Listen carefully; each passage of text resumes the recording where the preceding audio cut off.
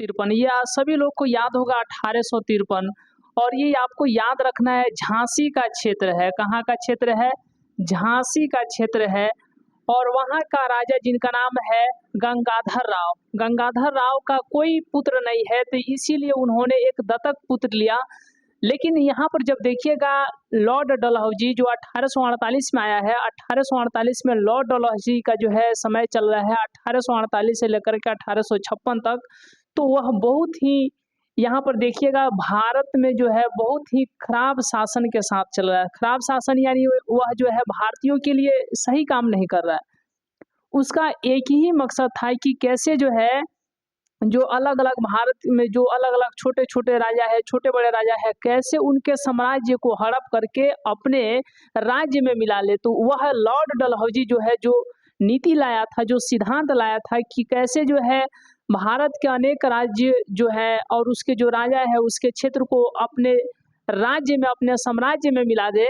तो वह जो सिद्धांत लाया था, हड़पने वाला सिद्धांत था, उसी को कहा गया हड़प नीति का सिद्धांत, यानी हड़प सिद्धांत, हड़प का सिद्धांत।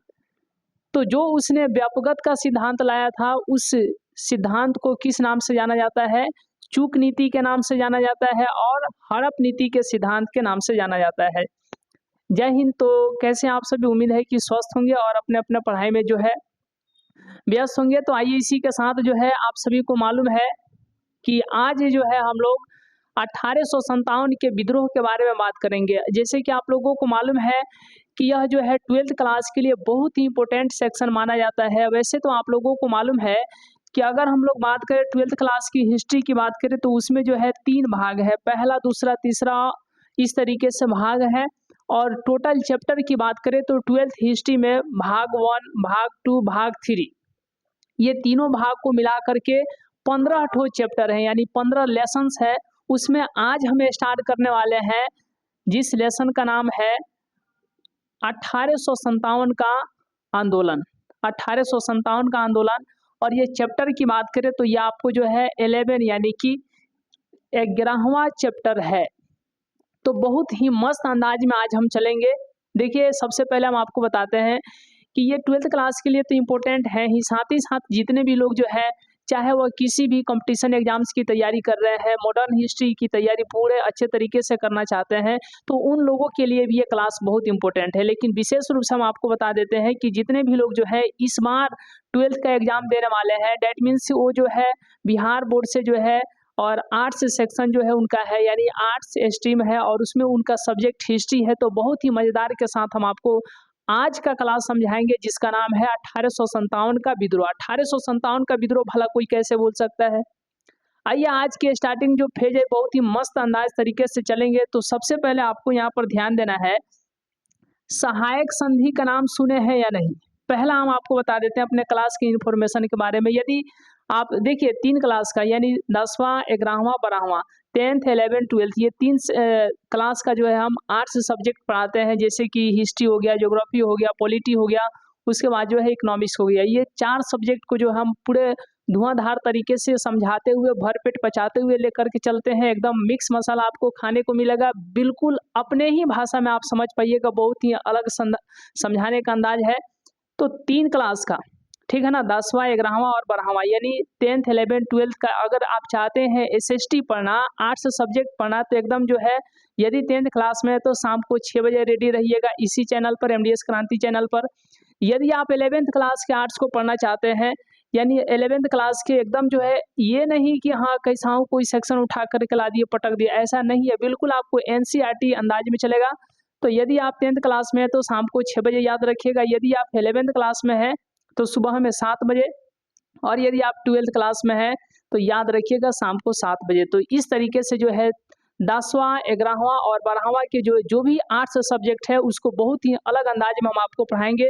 आप सभी लोग को जो है ये टाइम याद रखना है। 10th क्लास में है तो शाम को 6 बजे, 11th में है तो सुबह में 7 बजे, और 12th में है तो आपको शाम को 7 बजे रेडी रहना है, और इसी चैनल पर, MDS क्रांति चैनल पर। तो चलिए आज के क्लास को हम लोग बहुत ही ज़बरदस्त तरीके से ले चलते हैं, और आइए एक एक बात को आज को समझेंगे।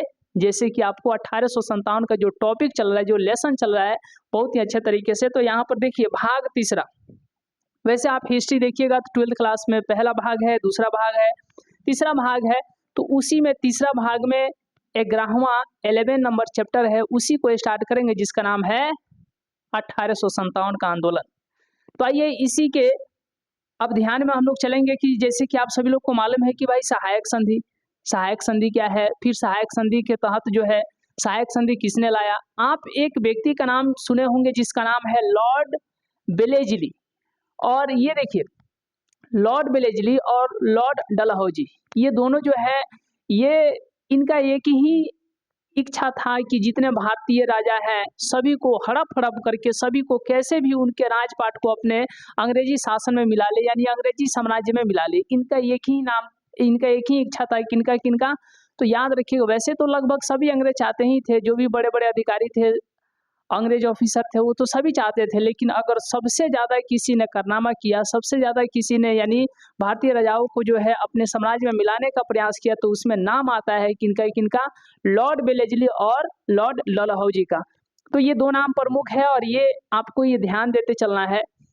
1857 की क्रांति क्यों हुई, तो ये नहीं कि इसके लिए जो है 1-2 साल में जो है इस क्रांति को जो है इसका बीजारोपण चल रहा था, नहीं, बल्कि आप 1848 से जब लॉर्ड डलहौजी आया तब से तो और ज़्यादा जो है भारतीय ये मतलब अपने फर्म में आने लगे कि नहीं भाई ये जो है क्रांति तो हम लोग करेंगे ही करेंगे, क्योंकि अब लॉर्ड डलहौजी जब आया तो उसने लाया हड़प नीति, व्यापकगत का सिद्धांत, उसी को जो हड़प नीति कहा जाता है उसी को चुक नीति कहा जाता है।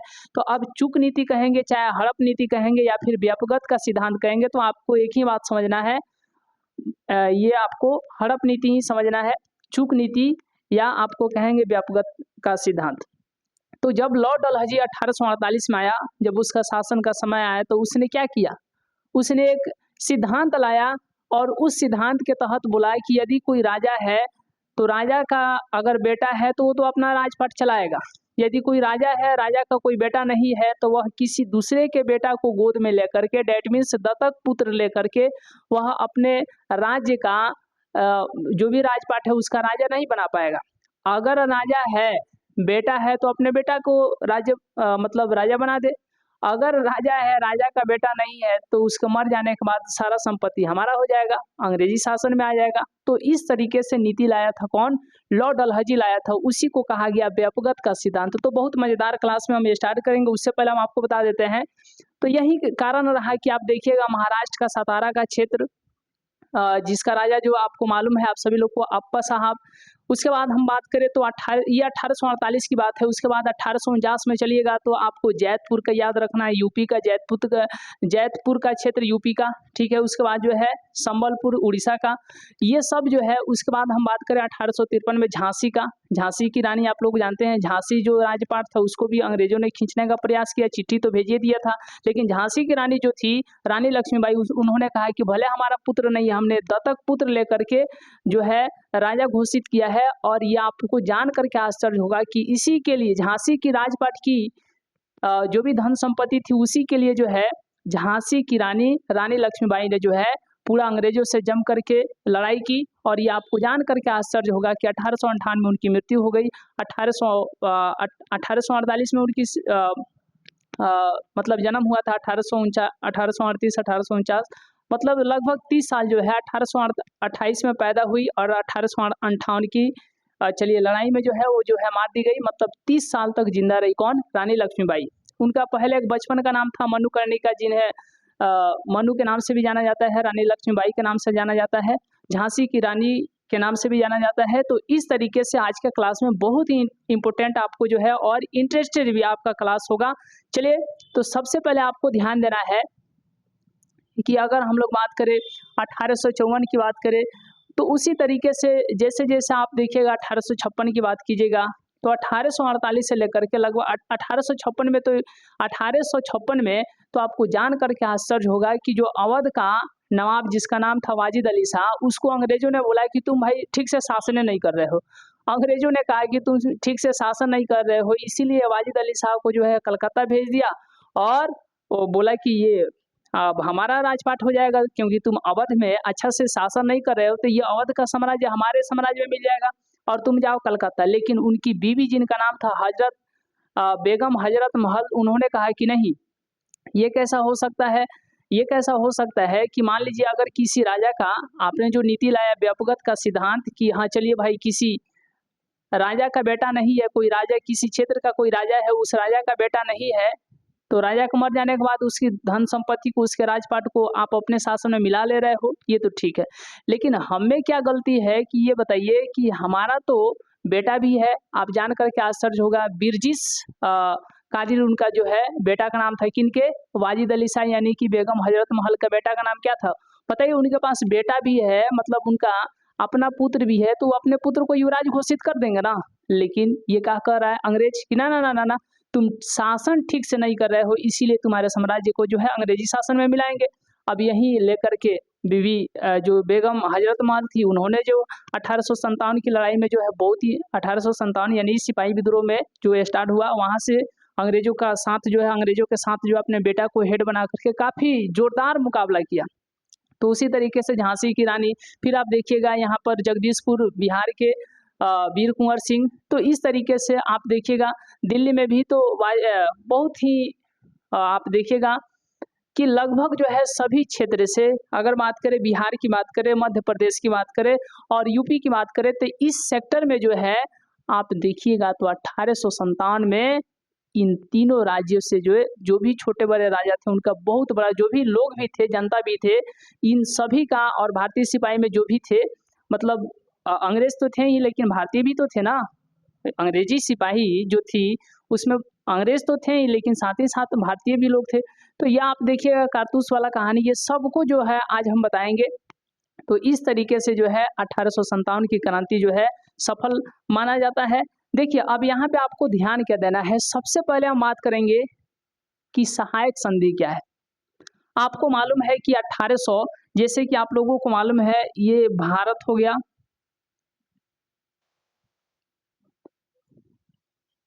यहाँ पर आप देखिएगा तो ये भारत है, ठीक है। तो ये बंगाल यहाँ पर 1757, आपको याद होगा 23 जून 1757 प्लासी की युद्ध, और यहाँ पर जो है बंगाल में जो है कब्जा कर लिया अंग्रेजों ने। 1799 में देखिएगा मैसूर जो भी क्षेत्र था उसको जो है अंग्रेजों ने अपने कब्जा में ले लिया। 1818 में आप देखिएगा मराठाओं का क्षेत्र जो है अपने कब्जा में ले लिया। और यहाँ पर देखिएगा ये पंजाब 1849 में, आपको मालूम होगा 1849 में जो है इस क्षेत्र में भी, पंजाब वाले क्षेत्र में भी अब अंग्रेजों का जो है कब्जा हो गया है। इधर बंगाल हो गया अंग्रेजों का, मैसूर भी हो गया, मराठाओं का क्षेत्र हो गया, फिर इधर देखिएगा तो पंजाब का क्षेत्र हो गया। ये लगभग भारत के सभी क्षेत्र पर जो है अंग्रेजों का जो है दबदबा, कब्जा चल रहा है। अब जब ये चल रहा है तो उसने प्रयास किया, पहले तो यहाँ पर आकर के कब्जा किया। सहायक संधि के तहत जो है अंग्रेजों ने जो है जो भी छोटे बड़े भारतीय राजा थे उनको जो है अपना मतलब सेना दिया, बोला कि आप सहायक संधि है, सहायक संधि पर जो भी है, जो भी हमारे साथ जो है मिलना चाहते हैं, सहायक संधि पर हस्ताक्षर कर दीजिएगा तो हम आपको कम पैसा में जो है अपना सेना देंगे, सब कुछ अपना देंगे। जब जब आपको युद्ध की जरूरत होगी, किसी दूसरे क्षेत्र से आप लड़ाई कीजिएगा, तो जो जो सहायक संधि पर जो राजा हस्ताक्षर किया रहेगा उसको जो भरपूर हम जो है सहायता करेंगे। और इस तरीके से जो है उसने प्रलोभन देकर के सहायक संधि पर जो है छोटे बड़े कुछ राजाओं से साइन करवा लिया। अब इस तरीके से चापलूसी करके धीरे धीरे जो है अंग्रेज जो है लगभग भारत के सभी क्षेत्र पर जो है कब्जा कर लिया है। अब यहीं से आपको मेन ध्यान देना है। अब थोड़ा स्लो मोशन में हम चलने का प्रयास करेंगे। तो ये सब जो आप देख रहे हैं 1849, 1853, 1800, चलिए 56, इस तरीके से आप धीरे धीरे चलिएगा तो 1857 ये बहुत ही इंपॉर्टेंट सेक्शन है, तभी आप इसको जाकर के समझ पाइएगा 1857 का आंदोलन, क्योंकि इस चैप्टर का नाम है 1857 का आंदोलन। तो बहुत मस्त आपको बताएंगे कि यहाँ पर जो है अंग्रेजों ने कब्जा कर लिया बंगाल में 1757 में, याद रहेगा ना 23 जून 1757, आपको प्लासी का युद्ध याद होगा। यहाँ पर नीचे जब आप देखिएगा तो 1799 में आप देखिएगा टीपू सुल्तान, इनको जो है हरा करके कौन, अंग्रेजों ने इसको मैसूर को अपने कब्जा में ले लिया। और यहाँ पर देखिएगा तो मराठाओं को, फिर उसके बाद देखिएगा पंजाब में। तो इस तरीके से लगभग भारत के सभी हिस्सों पर अंग्रेजों का कब्जा चल रहा है। और सहायक संधि में लॉर्ड वेलेस्ली ने क्या बोला था, तो यही आपको जान करके आश्चर्य होगा। बोला कि सहायक संधि हम करेंगे कि जो जो राजा हमारा सेना रखेगा, देखिए इसने कहा, लॉर्ड वेलेस्ली लाया था सहायक संधि। लॉर्ड वेलेस्ली बोला कि आप हमारे सेना को रखिए, क्योंकि आप जो भी पहले सेना रखे हुए हैं, अगर मानते हैं कि राजा से बोला कि देखिए सहायक संधि हम लाए हैं, इससे आपको फायदा कैसे होगा, हम आपको बताते हैं कि इससे आपको कैसे फायदा होगा। राजा बोला कि ठीक है, समझाओ कैसे फायदा होगा हमको। तो इसने कहा है कि मानते हैं कि आपके पास जो सेना है, आप प्रत्येक साल अगर अपने सेना में 5 लाख रुपया खर्चा कर रहे हैं, 5 लाख रुपया खर्चा कर रहे हैं, तो एक काम कीजिए, ये 5 लाख आपका बच जाएगा।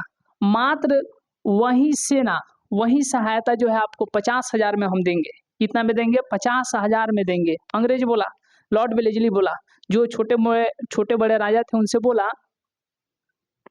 उसने बोला कि यदि आप अपने पास सेना रख रहे हैं और उस सेना में प्रत्येक साल जो है 5 लाख रुपया खर्च कर रहे हैं, तो वही सेना, वही सहायता हम देंगे मात्र आपको 50,000 में, मात्र आपको 50,000 में। अब राजा जो थे वो देखे कि हाँ, ये तो ठीक ही कह रहा है कि मान लीजिए 5 लाख खर्चा करने का क्या आवश्यकता है, 50,000 में हमको उस प्रकार की यदि सहायता मिल जा रहा है तो हम इसी का सेना रखेंगे। ये कौन समझा रहा है? Lord Wellesley. और उसने कहा कि जब आपको ज़रूरत पड़ेगा, जब कभी युद्ध ऐसा समस्या हो जाएगा, तो चिंता मत कीजिए, इसका दो गुना 3 गुना जो है आपको सहायता देंगे। अब यही जान करके आपको आश्चर्य होगा कि सहायक संधि के तहत, 1 मिनट,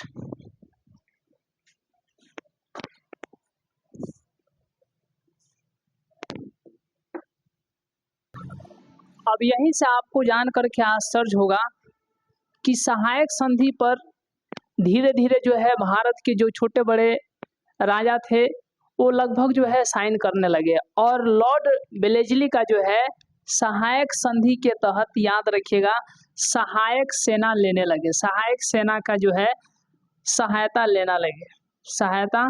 लेने लगे। तो याद रखिएगा, सहायक सेना जो है सहायक संधि के तहत जो है लॉर्ड वेलेस्ली जो भी राजा जो है उसके सहायक संधि पर हस्ताक्षर कर रहे हैं, उनको जो है भरपूर सेवा दे रहा है। अब यहीं से आपको जान करके आश्चर्य होगा कि लगभग जो है उस समय भारत के बहुत ही छोटे बड़े जो है राजा थे, लगभग सभी कोई जो है सहायक सेना के तहत जो है, सहायक संधि के तहत जो है सहायक सेना ले लिया था। और यही आपको जान करके धीरे धीरे आश्चर्य होगा कि जब सेना का मदद ले रहे हैं, तो जब टाइम आया पैसा देने का, तो कुछ लोगों के पास जो है, मतलब कुछ राजा के पास जो है पैसा का जो है बंदोबस्त नहीं हो पाया है। सेना को जो भी उसका सेना का जो भी सहायता ले रहे हैं, तो पेमेंट तो देना है ना, पेमेंट देना है भाई, अंग्रेज को देना है। तो कई ऐसे राजा थे जो उस पेमेंट को नहीं दे पाते थे, किसी कारणवश उनके पास नहीं होना या कोई समस्या हो जाना। तो ये बोलता था लॉर्ड वेलेस्ली, ठीक है, अरे आप हमारे पेमेंट को नहीं दे रहे हैं, कोई बात नहीं, 1-2 बार मौका दिया, 1-2 साल टाइम दिया कि इतने दिन में हमारा पेड कर दो। जब इसी तरीके से कुछ राजा पेड नहीं कर पाते थे, पैसा नहीं चुका पाते थे, तो उनके क्षेत्र को ही लेकर के अपना किला बता देता था कौन, ये अंग्रेज सब बता देते थे। अब यही आपको जान करके आश्चर्य होगा कि धीरे धीरे अब कुछ राजा, छोटे राजा हैं, पैसा नहीं दिए तो उनके साम्राज्य को अपने साम्राज्य में मिला दिया। अब इसी तरीके से विस्तार करते करते करते करते लगभग इनका भारत पर कब्जा हो गया था। अब यहीं से आपका फेज हम स्टार्ट कर रहे हैं 1848। 1848 ये आपको याद होगा सतारा। अब सतारा कहाँ है? सतारा कहाँ है? 1848 सतारा कहाँ है? तो महाराष्ट्र का एक सतारा क्षेत्र है। 1848 में ही अब लॉर्ड वेलेस्ली तो सहायक संधि लाया, सहायक संधि करा करके सहायक सेना का हेल्प, मदद, जो सहायता देना है दे रहा है। राजा जो है कुछ एक्सेप्ट किए हैं, उनको जो है सहायक संधि के तहत जो है सहायक सेना तो देना दिए हुए है। अब यही आपको जान करके आश्चर्य होगा कि सहायक संधि के तहत लॉर्ड वेलेस्ली सहायक सेना छोटे बड़े राजा को अपना सहायता दे रहा है। और इसके जाने के बाद लॉर्ड डलहौजी आया। कौन? लॉर्ड डलहौजी। अब उसके शासन में लॉर्ड डलहौजी, उसने व्यापगत का सिद्धांत लाया। व्यापगत का सिद्धांत, व्यापगत के सिद्धांत को ही चूक नीति के नाम से जाना जाता है। व्यापगत के सिद्धांत को ही हड़प नीति के नाम से जाना जाता है। क्योंकि यह एक ऐसा सिद्धांत था जिसका इच्छा ही था कि भारतीय जो राजा है उनके क्षेत्र को हड़प लेना, उनके क्षेत्र को अपने साम्राज्य में मिला लेना। ये आपको जान करके आश्चर्य होगा, ये अंग्रेज देख रहे हैं किस तरीके से जो है भारतीय राजाओं के क्षेत्र को जो है अपने क्षेत्र में मिला रहे हैं। तो ये इनकी इच्छा थी, इनकी जो है मेन सिद्धांत था कि नहीं सारे भारतीय राजा को जो भी क्षेत्र है उनके क्षेत्र को हड़प करके अपने साम्राज्य में मिला लेना और इनको अपना गुलाम बना लेना। अब यही शुरुआत किया है कौन? 1848 में, और यही शुरुआत किया है लॉर्ड डलहौजी। यही आपको जान करके आश्चर्य होगा, ये आप जो सोच रहे हैं कि 1857 की जो क्रांति हुई कि चलिए एक दो रीजन से जो है 1857 की क्रांति हो गई, बंदूक वाला जो आप जानते हैं कि नहीं पहले तो जो ब्राउन बेस का पहले बंदूक यूज किया जाता था। जैसे आप लोग जानते हैं ना कि वहाँ पर जो है गाय और सुअर के चमड़ी का जो है यूज करके, तो इसका कहानी जो है उसको ध्यान से समझिए। पहले एक ऐसा बंदूक था जिसका नाम था ब्राउन बेस। अब ब्राउन बेस से किसी व्यक्ति को गोली मारे, बहुत बार ऐसा आप लोग भी जानते हैं या फिल्म वगैरह कहीं पर भी देखते होंगे, तो आप देखते होंगे कि बंदूक मारे, हॉस्पिटल में गया, गोली निकल गया, आदमी बच गया। तो ये फिल्म वगैरह में आप देखते हैं, रियल में ऐसा होता नहीं है। मतलब किसी बंदूक से कोई व्यक्ति को गोली लगाते शायद संजोग ही वह व्यक्ति बच पाता है। अगर फेफड़ा कहीं मतलब छाती वगैरह में लग गया तो समझिए वो आदमी खत्म, किडनी वगैरह में लग गया तो एकदम आदमी खत्म। तो ऐसा ही पहले बंदूक चलता था जिसका नाम था ब्राउन बेस। अब ब्राउन बेस बंदूक से अंग्रेजों ने देखा कि भाई किसी को हम गोली मार रहे हैं, जो अंग्रेजी सिपाही है, अंग्रेजी सिपाही में तो अंग्रेज भी थे, भारतीय भी थे, देखे कि भाई जो हम गोली मार रहे हैं, गोली मारने से अगर सामने वाला के छाती ओती में लगा तब तो मर गया, इधर उधर कहीं लग गया तो इलाज उलाज करा करके गोली निकाल करके फेंक देता था, फिर वो व्यक्ति बच जाता था। तो मारने से फायदा क्या हुआ? तो धीरे धीरे यूरोप में एक बंदूक आया, नया टेक्नोलॉजी का बंदूक आया कि अब यूरोप वाले देखे कि भाई ब्राउन बेस बंदूक से मेन बंदूक का काम है किसी व्यक्ति को मारना। अब मार रहे हैं, व्यक्ति मरिए नहीं रहा है, मार रहे हैं, अगर फेफड़े में लगा तो मर गया, नहीं तो बच गया। अब बहुत बार ऐसा होता है कि शरीर है, पूरा शरीर पर निशाना लगा करके मारे, व्यक्ति बच गया। तो बंदूक का काम है बंदूक से किसी व्यक्ति को मारना, मार रहे हैं, मरिए नहीं रहा है। तो यही देख करके एक नई टेक्नोलॉजी का इन लोगों ने बंदूक का गोली बनाना शुरू किया, और उसी बंदूक के गोली को बनाने के क्रम में इन्होंने कहा कि नहीं, जो बंदूक का गोली होता है, जो बंदूक का गोली होता है उसमें हम लोग क्या लगाएंगे, जो बंदूक का गोली होता है उसमें हम लोग यहाँ पर देखिए, उसमें हम लोग जहर, मतलब जहर टाइप का कोई कुछ केमिकल मिला देंगे, ताकि जैसे ही वो शरीर से जो है मतलब स्पर्श करेगा, आदमी जहर पहले रहेगा, जहर के कारण वो मर जाएगा, पूरा इन्फेक्शन शरीर में हो जाएगा। अब मान लीजिए किसी आपके शरीर में ऐसे मतलब शरीर को कहीं चीर करके जहर भर दिया जाएगा तो इन्फेक्शन नहीं हो जाएगा? बिल्कुल हो जाएगा। जहर का सुई आपको दे दिया जाएगा तो इन्फेक्शन नहीं हो जाएगा। बंदूक का वही काम है, सुई ये भी दे रहा है, सुई तो ये भी दे रहा है, लेकिन एकदम आपके शरीर में एकदम गया, फाड़ उड़ दिया, एकदम फाड़ उड़ दिया। कहने का मतलब है कि आपके शरीर में बंदूक लगा और फट गया आपका शरीर, और फट गया तो अंदर चला गया, और उसमें तो जहर है, वह जहर जा करके आपके शरीर में चारों तरफ इन्फेक्शन मार देगा, हो सकता है आप मर जाएंगे उसी समय। ऐसा ही लोगों ने सोच करके बंदूक के गोली में जहर भरना शुरू कर दिया, और राइनफील्ड इसका नाम है। यह एक बंदूक आया, जो नई टेक्नोलॉजी का बंदूक आया। पहले ब्राउन बेस था, उससे आदमी मारा जा रहा था, मतलब बंदूक है, मारे किसी व्यक्ति को, मरा ही नहीं, बच गया। तो इन्होंने एक मतलब राइनफील्ड नामक बंदूक ये नई टेक्नोलॉजी लाया। उसका गोली में जहर होता था, और जहर होता था तो जैसे ही शरीर में गया बंदूक का गोली तो व्यक्ति के शरीर में पूरा इन्फेक्शन हो गया, मर गया। अब यही राइनफील्ड नामक बंदूक जब आया तो हुआ भाई कि इस गोली में जहर है। मान लीजिए एकदम गोली चले लगाने के लिए, मान लीजिए बंदूक में गोली भरने के लिए एकदम उसको ऐसे हाथ से उठा करके लगाएं, और लगाने के क्रम में ही यदि आपके हाथ में जहर आ गया, हो सकता है कि आपको इन्फेक्शन हो जाएगा। तो इसीलिए इसको जानते हैं, मान लीजिए गोली कहीं पर है, उसको बंदूक में भरना है, तो बंदूक में भरने के क्रम में आपके हाथ में भी लग जाएगा, हो सकता है कि इन्फेक्शन हो जाए। तो शरीर में इन्फेक्शन नहीं हो, तो इसको रोकने के लिए इस पर जो है एक जो है चर्बी का कवर लगाया गया, चर्बी का कवर लगाया गया, और यही चर्बी को जो है कवर इसलिए लगा दिया गया ताकि जो है इसको छूने से शरीर में इन्फेक्शन नहीं होगा। जब बंदूक चलाना होगा तो इसको दांत से खींच करके जो उसका ऊपर का चर्बी का जो कवर होगा उसको दांत से खींच करके तुरंत बंदूक में भरेंगे, मार देंगे, और जिसको मारना है मार देंगे, मर जाएगा। लेकिन अगर सिर्फ बंदूक में भर रहे हैं, उस क्रम में हम बंदूक में भर करके गोली नहीं चला रहे हैं, सिर्फ गोली को छू रहे हैं, तो शरीर में इन्फेक्शन ना हो जाए इसीलिए इस पर कवर लगाया गया। उसी कवर को जो है चर्बी से बनाया गया। लेकिन यहाँ पर अफवाह फैल गया कि नहीं इसमें गाय और सुअर का चर्बी है। तो पहले के समय में आप जब 1858 की क्रांति को जब देखिएगा तो बहुत तरीके का अफवाह फैली हुई है। कहीं पर ये अफवाह है कि एकदम जो है ये तो चर्बी वाला अफवाह ही था। फिर आप कहीं पर ये देखिएगा अफवाह आप कहने का मतलब अफवाह आजकल के आप अपने समय में देखिए बहुत प्रकार के अफवाह फैल जाते हैं। आज आप जिस जीवन आप सोच करके देखिए कि आज आप जिस परिस्थिति में है, इतना शिक्षित होते हुए भी आप किसी न किसी अफवाह के शिकार हो जाते हैं। तो उस समय तो शिक्षा मतलब बहुत ही कम लोग शिक्षित हो पाते थे, तो फिर भी उस समय अफवाह यदि होगा तो सोच करके देखिए कितना जल्दी से फैलता होगा।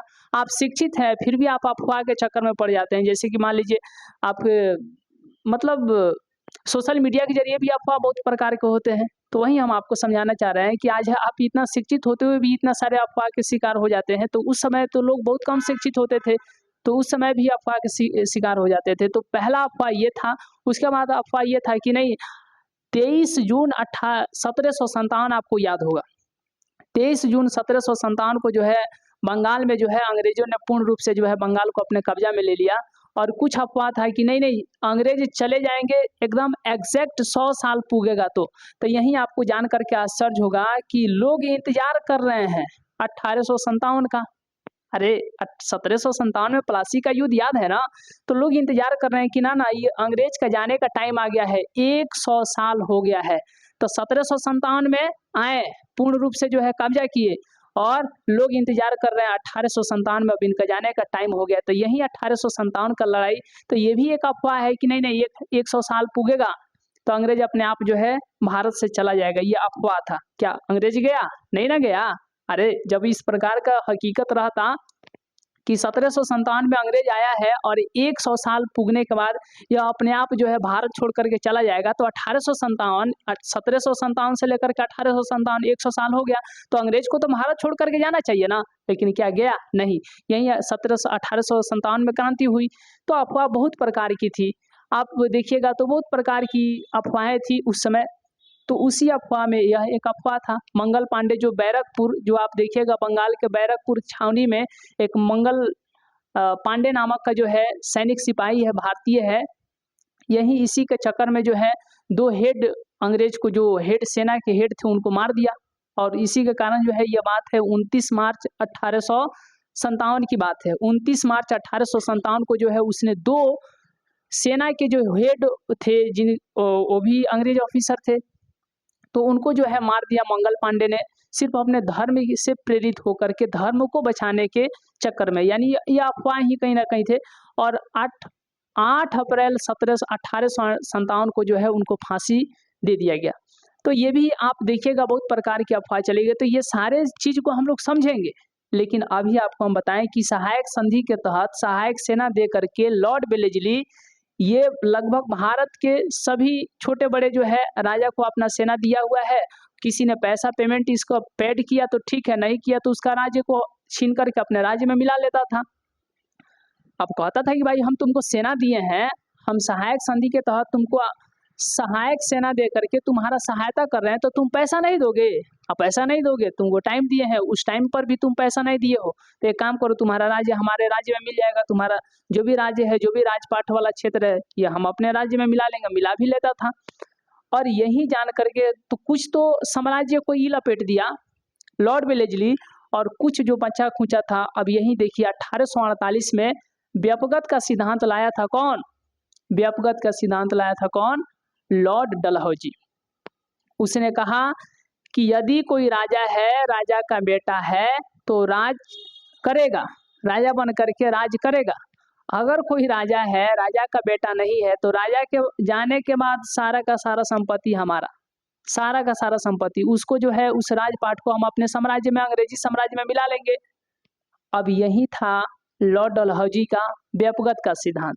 इसी को चूक नीति के नाम से जानते हैं, इसी को हड़प नीति के नाम से जानते हैं, क्योंकि ये साम्राज्यों का एक तरीके से आप सोचिए ना, हड़प नीति का सिद्धांत था, हड़पने का एक तरीका था। अब यही आपको ध्यान देना है।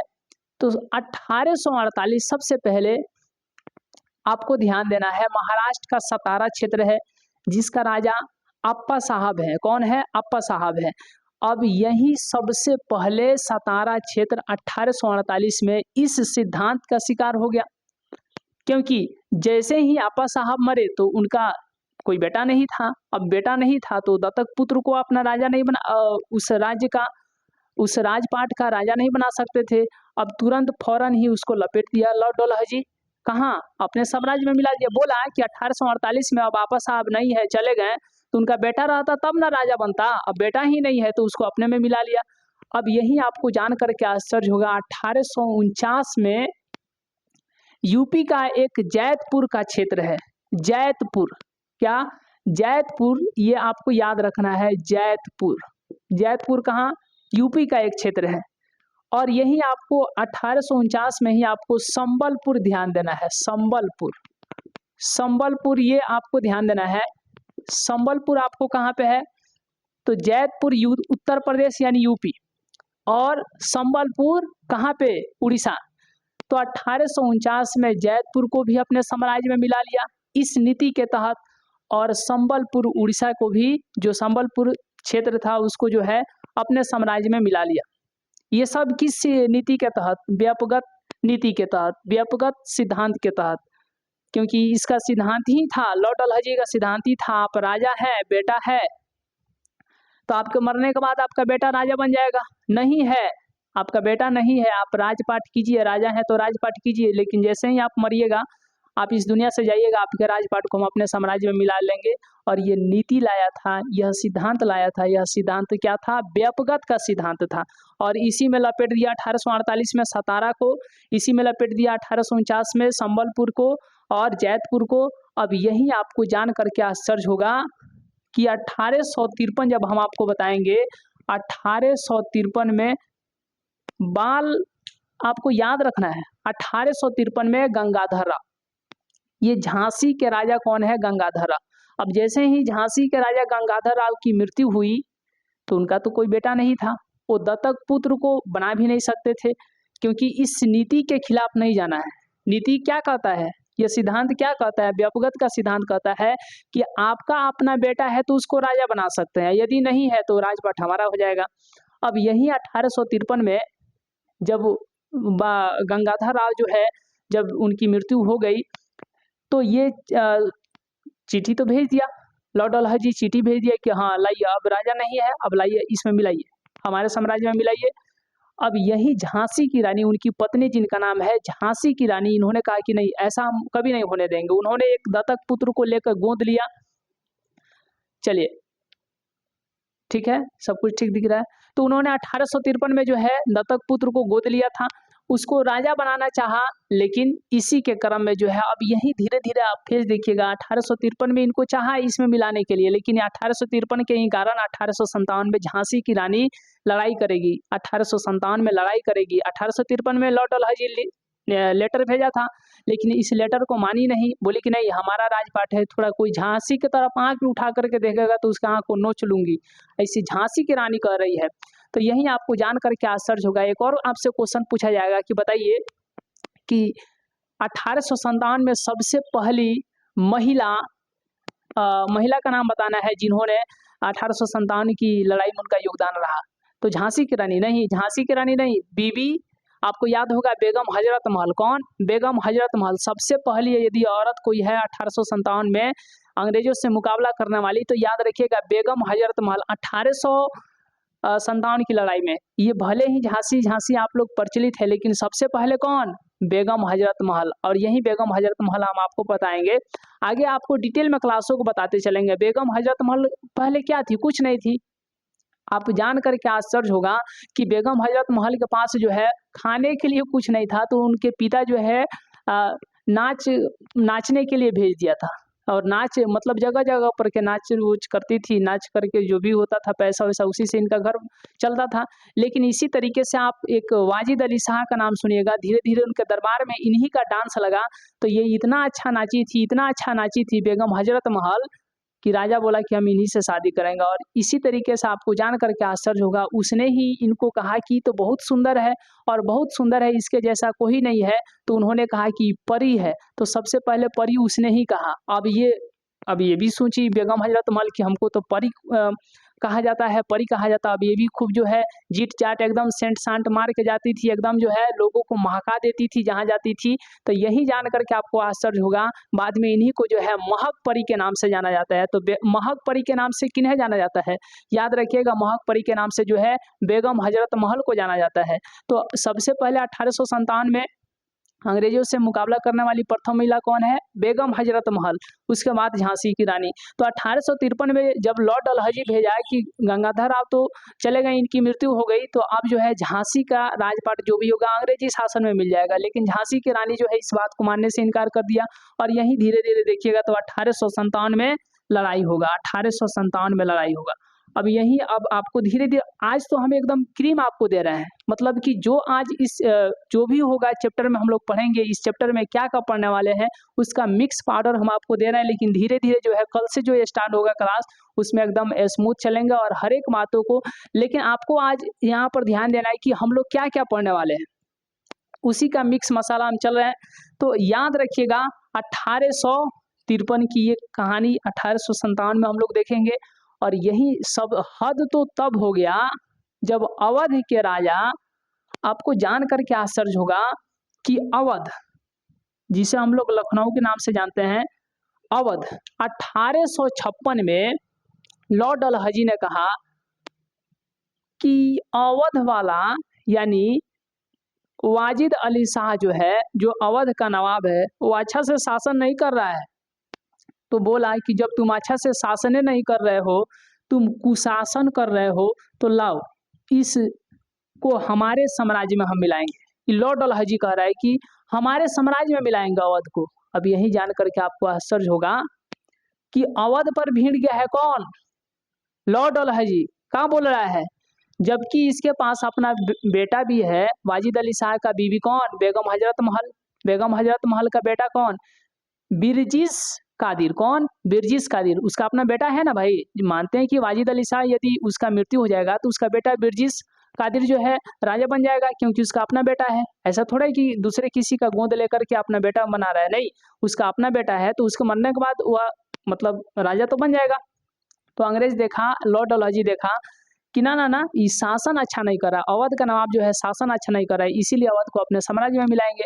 ये इस तरीके से आप देखिएगा, यहाँ पर 1848 वाला देखिएगा सतारा, 1849 वाला देखिएगा जैतपुर संबलपुर, उसके बाद आप 1853 में झांसी की रानी। ये सब किसके लिए मोटिवेट किया था, एक तरीके से आप कह सकते हैं 1857 की क्रांति के लिए, 1857 की विद्रोह के लिए जो है धीरे धीरे बीजारोपण ये होना स्टार्ट हो गया था। 1848 से ही हो गया था। ये नहीं समझना है कि 1857 की क्रांति आज हुआ कल स्टार्ट हो गया, एक दो साल में जो है इसका प्लानिंग होकर के स्टार्ट हो गया, बल्कि आप देखिएगा 1848 से ही तैयारी चल रहा है कि 1857 की क्रांति, 1857 का विद्रोह होगा।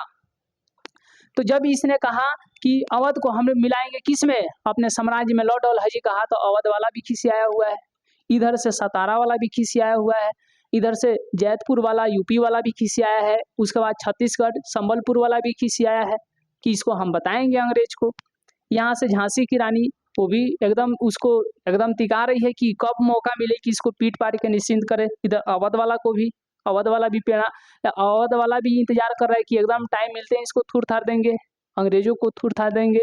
अब यही आपको जान करके आश्चर्य होगा, हद तो तब हो गया जब दिल्ली का बादशाह, आप देखिएगा एनसीईआरटी का जब पहला ही चैप्टर देखिएगा, इस एनसीईआरटी बुक का जब पहला ही देखिएगा पेज, चैप्टर नंबर 11 का, तो वहाँ पर जो है आपको याद होगा दिल्ली का एक जो है, हम नाम मिस्टेक कर रहे हैं, बादशाह जिनका नाम है अभी हम आपको बता देंगे।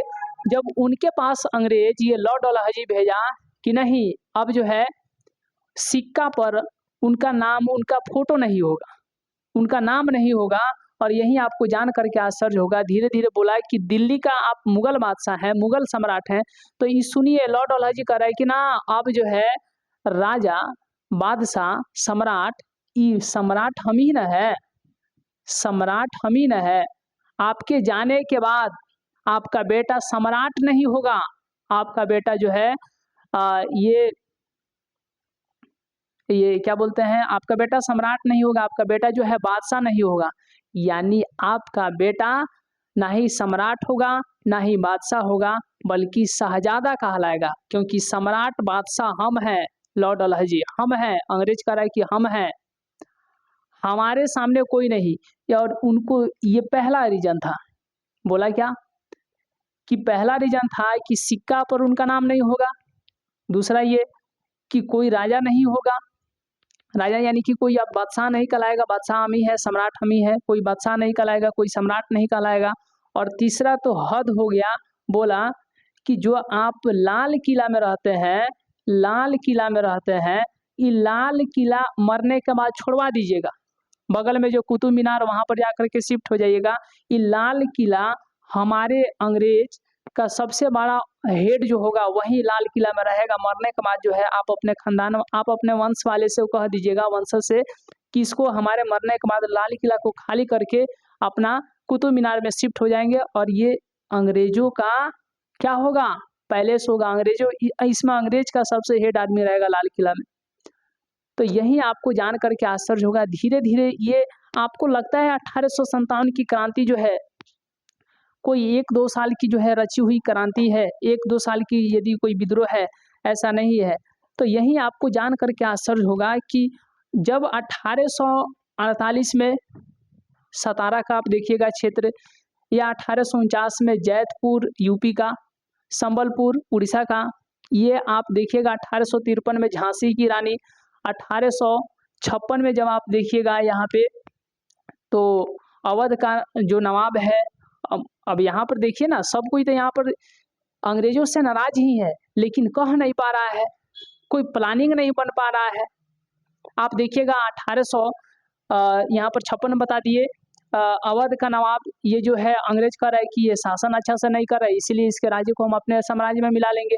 और इसी समय आप देखिएगा दिल्ली का हम आपको बता ही दिए, बहादुर शाह जफर, बहादुर शाह द्वितीय भी उन्हें कहा जाता है।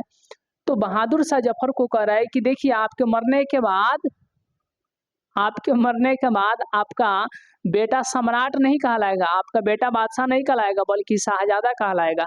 और जो सिक्का पर आपका नाम ओम है वो सब नाम ओम नहीं रहेगा। ये 2 रीजन। और तीसरा का बोला था बहादुर शाह को, बोला था कि आपके मरने के बाद आप लाल किला बोल दीजिएगा खाली कर देने के लिए, क्योंकि हमारा अंग्रेज का सबसे हेड उसमें अधिकारी रहेगा, सबसे हेड आदमी रहेगा।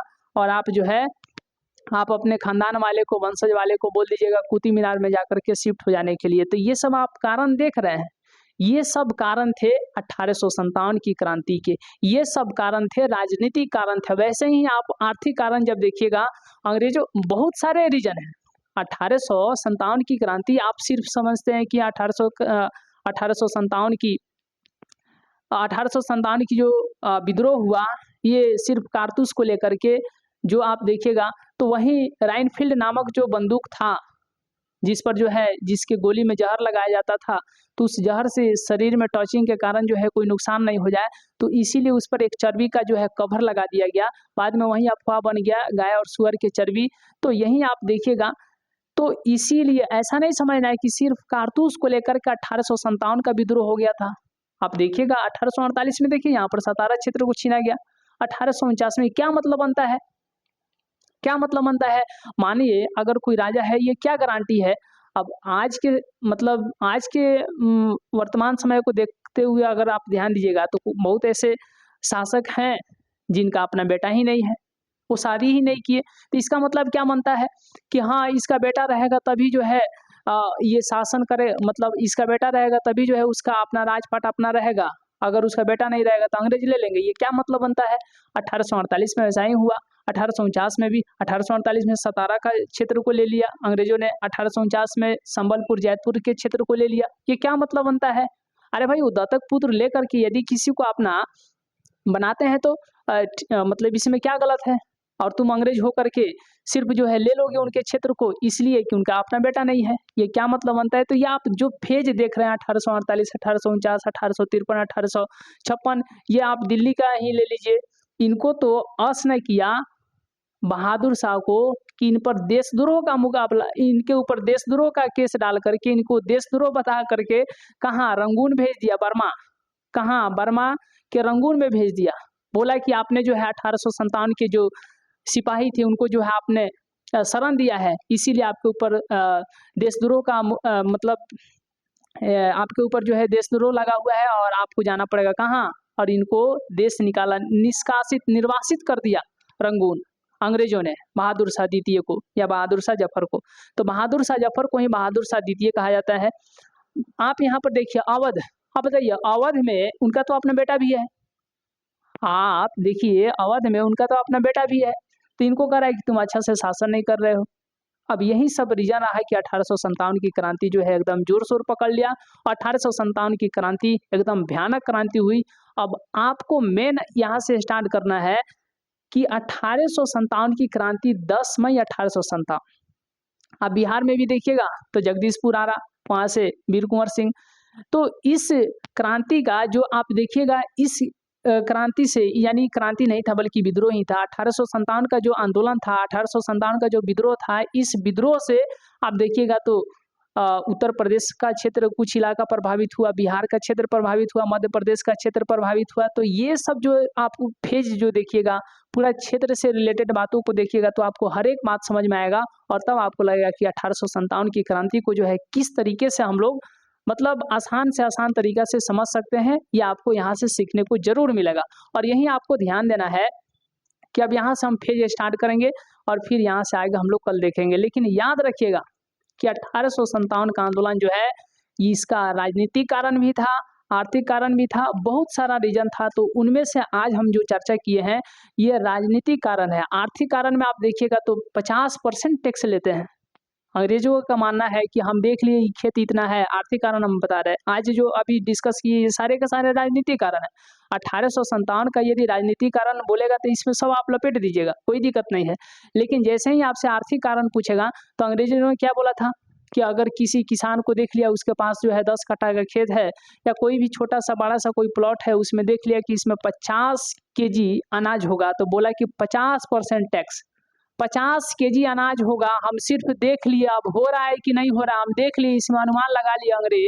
अंग्रेज कह रहा है कि हम देख लिए, अनुमान लगा लिए कि इसमें 50 केजी अनाज होगा, तो 25 केजी हमको चाहिए, आधा हमको चाहिए। अब कई बार ऐसा होता था कि एकदम बाढ़ आया, सूखा आया, अनाजे गायब, तो कह रहा है कि देखिए ना इस बार तो हमारे पास 50 केजी तो हुआ ही नहीं है, 10 केजी हुआ है और वो भी आपको 25 केजी देना है। तो बोला कि 25 केजी हमको चाहिए, 10 केजी में हमको संतुष्ट मत कराओ, 15 केजी कहीं से कर जोड़ ले लो, लेकिन हमको 25 केजी चाहिए।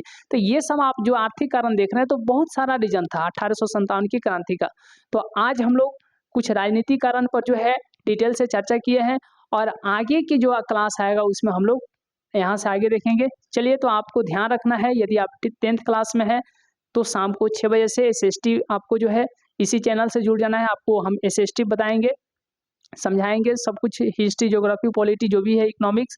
और यदि 11th क्लास में है तो सुबह में 7 बजे से और 12th क्लास में है तो शाम को 7 बजे से आप हमारे साथ जुड़ करके इन जो है चारों सब्जेक्ट का, चाहे हिस्ट्री हो, ज्योग्राफी हो, पॉलिटी हो, ये चारों सब्जेक्ट को जो बेहतरीन तरीके से हम तैयार कराएंगे। ठीक है, फिर तो यहाँ से हम लोग कल आगे देखेंगे। मिलते हैं अगले क्लास में, तब तक के लिए बहुत बहुत धन्यवाद।